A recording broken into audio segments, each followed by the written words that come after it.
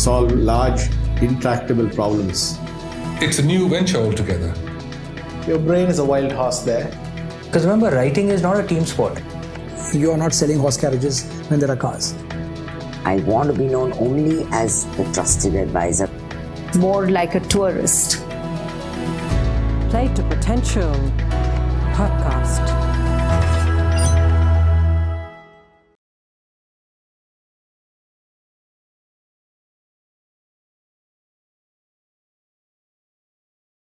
Venkat, you've also spent in the context of spreading the word around giving. I'm sure you've interacted with enough philanthropists, the older generation, the younger generation. As a parent of two young children, I'm curious about what have you seen some of the people do who've amassed a lot of wealth, but when you see that they've raised children who are sort of quite giving and grounded, are there a few things that stand out in terms of how they've managed that? Because one of the concerns I have is, are we bubble wrapping too much, right? So what's been your insight around this?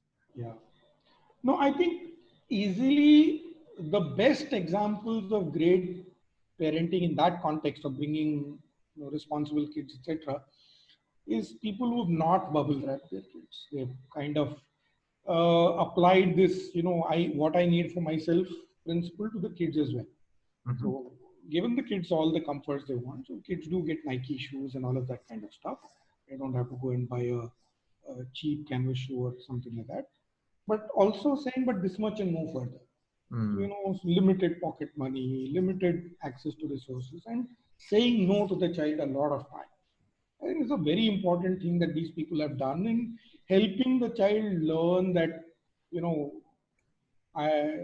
the world is not an endless stream of resources. That is number one. The number two thing that they've done is they've all involved their children in philanthropy. So a lot of people that I've seen have been involving their kids in their giving, whether it's taking the kids along. Sometimes it's done consciously, many times it's done even unconsciously, right? So a lot of people, when I talk to about their own giving journeys now, talk about how they saw their parents doing it as a child, right? So somebody saw their parents, that postman aata tha to usko ghar ke andar bula ke chai pilate the. These things, Stephen Covey, again, I'm sorry, I go back to him often, says this wonderful thing. He says, your actions are so loud, I can't hear a word you say, right?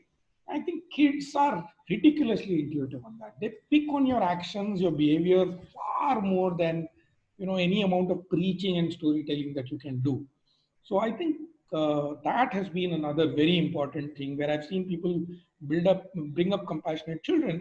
It's often by creating opportunities for their kids. So it could be celebrating the child's birthday with some other children in a less privileged place, taking them along for the various philanthropic activities that they do, talking to the child a lot about these issues, getting the child to reflect. Reflection is a great tool. The more we can get people to reflect, including children, huge way to help build great, thoughtful children. So, I think when you say reflect, are you talking about a particular any particular process? I'd say like one of the best things about LEM as a course, Sunil Landa used to tell us to write reflective notes. The way the course was graded, we had no exams. He said thrice in the term, I'll just put a pause. I'll say you learned something with the last 4 sessions. Just reflect on it and write a 3-page note or a 5-page note. There was no limit. You could write 1 page, write 18 pages. And then because he had to give a grade, he would give us a grade for those notes. But I think it was a phenomenal idea because a lot of time learning kind of stays superficially in our brains and it gets deeply internalized when you reflect. I think that if you could get, and reflection makes you think a lot more than you normally do. We are getting today so much stimulated, with all our Netflixes and Primes and all of that kind of stuff. Our attention spans are down. We can barely read a book. I think reflection can slow you down, can bring stillness into you, and it can actually help you think through a lot of things a lot. To the extent that we can get children. So, for example, you take your kid out for a walk. Kid comes back, will typically say something, right? वो ऐसा क्यों बैठा था भिखारी इतने गंदे कपड़े पहन के, something like that, right? And most of us will have one or two responses. The tendency of the parent will be to answer the question. बेचारा गरीब है, क्यों गरीब है, पता नहीं ये. Or some other person might actually have a very different view on it and say, पियक्कड़ है, सारा पैसा दारू पी के, इसलिए आपको दारू नहीं पीना चाहिए. So there's a teaching opportunity for the child, kind of a thing, etc. And I think it's a wasted opportunity. Wonderful opportunity to actually not answer the kid, right? I think when the kid is 3, 4, 5, 6, you probably need to answer a lot of their questions. I would say even as early as 4, 5, can we at least start throwing back their questions to them and asking them, why do you think he was there like that?